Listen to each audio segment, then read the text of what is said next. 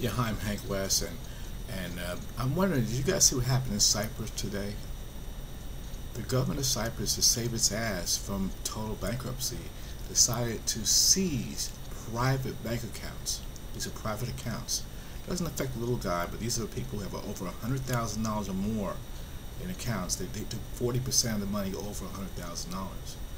Now, granted, a lot of that money was from Russian depositors who are using Cyprus as a safe haven, kind of like the Cayman Islands, United States. And granted, they say it was dirty money, but the point is that if you don't think that this is the most unprecedented move in the world, okay, no one has ever sanctioned governments stealing, I call it stealing, private money. Do you not think that can happen here? Because did you see what happened with Chase Bank the other day? If you have a Chase account, for several hours you had a zero balance. I believe that the government or powers that be are testing these things out.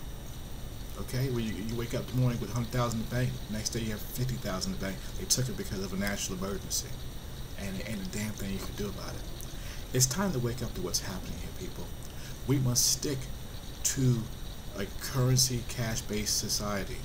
In other words, electronic money is just too easy to steal from you. Okay, when you have electronic money, they just, in a snap of a finger, can take money. It's just you owe back taxes, it's you owe bills again. It makes it too easy. Also, the fact that they know every personal aspect of your life. It's almost like 1984 all over again, when Big Brother's watching. If you guys think that this can't happen here in the United States, think again. Think again. Also, do you realize that the government, according to many sources, feel that a financial collapse is not maybe going to happen, but it's imminent. It's so imminent that they've set up FEMA camps, they've ordered urban warfare vehicles, they've also ordered thousands of plastic caskets, and they've dug mass graves ready for the ensuing riots that they anticipate to happen in the United States. Because what will happen is this: the first step is your EBT cards won't work anymore until further notice. Until further notice, we are canceling the food stamp program. Now, that won't affect most of us. We are on food stamps. Some of us might be on food stamps like that. But can you imagine the outrage in the poor areas? Okay, the outrage, and then it'll really hit the fan when, until further notice, Social Security checks have been suspended. So now you're going to have, the first step will be them suspending major social programs that don't affect most people, but with Social Security, a nice part of the population receives Social Security who've earned it and everything like that, and then all of a sudden they will keep eroding and eroding and eroding at personal rights and freedoms. Do you know that New York City is a big deal about stop and frisk, which is totally illegal and unconstitutional? That a cop can walk by, look at you, stop and frisk you. That totally is against every tenet of every right I ever thought of. But now they're debating it in court. There's really no debate. Okay, the things that happened in Sandy Hook, total fraud, total farce. And by the way, because what happened in Sandy Hook, now we're getting, it's called a false flag, where everybody's so afraid that Governor Cuomo wants to increase gun control. What does Sandy Hook in Connecticut have to do with gun control in New York? It's all a farce.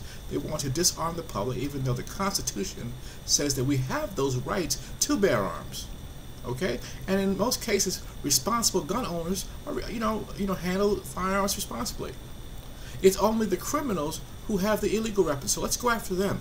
Why do we go after American citizens who have the rights to bear arms and license to bear arms? I don't see the problem is. But see, that's where they screwed up at, because now real citizens are going to be outraged and not going to give up their guns. And then now we're going to have a lot of skirmishes between the government and the average citizen.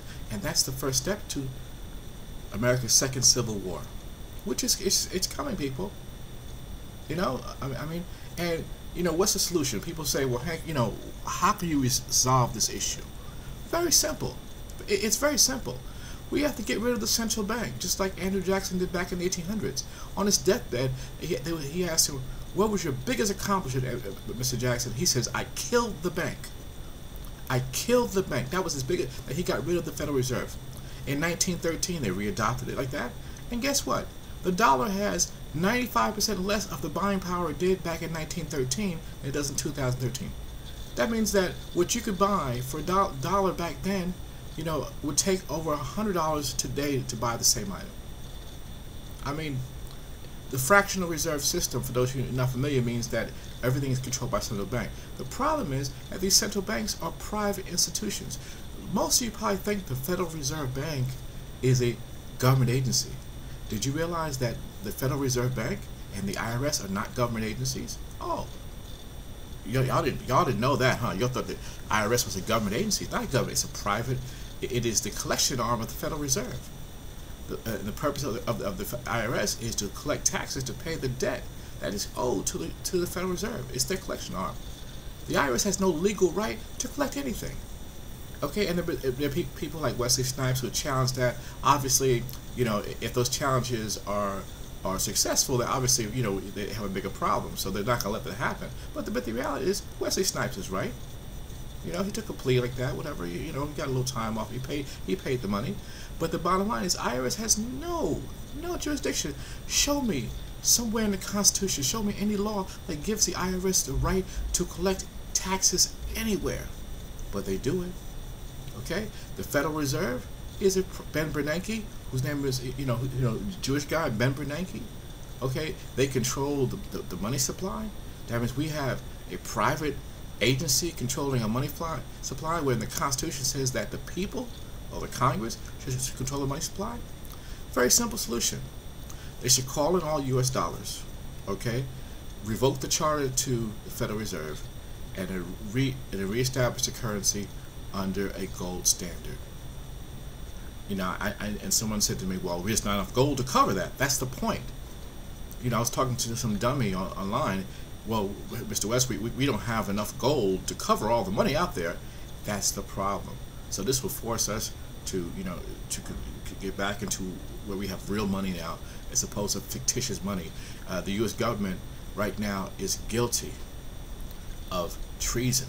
And I say Obama is guilty of treason. I say this because he has counterfeited his own money. Every time we borrow money from the Federal Reserve, basically we have counterfeited our own currency, and they all should be in prison. If I counterfeited U.S. dollars, I would be in prison quicker than a rabbit gets fucked. Okay? But yet, Obama and the government, they counterfeit our money every day. Money with no intrinsic value whatsoever. And we keep putting it out there, You talk about the national debt will never get paid. Why? Because money is debt. But when money is debt and not real money, how are you going to pay it off? It's impossible. That's why this, what they call fiat currency we have, okay, is due for collapse. It's due for, like the Roman Empire, same thing. Okay? Now, the question is that do the Rothschilds and the Rockefellers, do they want to relinquish control? Of course not. I wouldn't want to relinquish control either. If I could control the world economy, why would I want to relinquish that? But the point is that we have to get those evil folks out of our system. Now, a lot of people are against us. A lot of people are against doing that. But guess what? We have to fight. And knowledge is power. The only reason why they have power over the masses of people is because people are ignorant. And when I say ignorant, I don't mean a negative. They don't know. Okay? That's why they don't teach this. They don't teach economics of money in colleges, universities. They don't really teach it. They don't teach it in high school. Most people don't even know what money is. I went to a person and I said, hey, it's a $20 bill. It's no value. Yes, okay, I can buy me some whatever. I can buy this and that with it. I said, sure, as long as we believe the fallacy that it's worth something, but intrinsically it's not worth anything. I guess it's kind of like if you go to a casino and they give you a coupon worth, I don't know, $25 to play slots. Well, try going outside the casino and using that coupon. It has no value outside the casino. All right, and it's the same thing with our dollars. Outside of our mental fantasy that this is money, it's worthless. It's no intrinsic value. It's a piece of paper. That's all it really is. Okay, and we pay interest on the paper that's printed. So when the government needs to borrow money, we go to the Federal Reserve. They loan us our own paper. We pay interest on that paper, and so it goes back. It's ridiculous. It makes no sense. It's insane. It lasted for 100 years, but it has to end. It's like you blow up a bubble. Eventually, boop, it has to burst. Okay. So what I'm saying to you is that we the people, in order to form a perfect union, must get together and understand what's going on here. How do we fight this? The first step could be just some civil unrest. Everybody file their taxes a week late. You know, if everybody in the country did that, that would really send a wake-up call to them. Another thing also is have a miner run the bank. Go to the bank. Everybody take out $9,000 for about 3 or 4 days. Just take it out the bank. What'll happen is they will realize that the people are in control of the system, not them. But will we do this? No, because we have people out there who think everything is wonderful. If you remember the book Animal Farm, where the cows, they didn't care who controlled anything as long as they can graze in the grass. So are you a cow? Are you a grass grazer? As long as everything's okay with you, you're fine like that. Or do you really care about what's happening to our republic, to our great nation? Okay, it was Ben Franklin who said it best. Those who substitute security for freedom shall have neither. I'm Hank West, and this is information about our country. Thank you.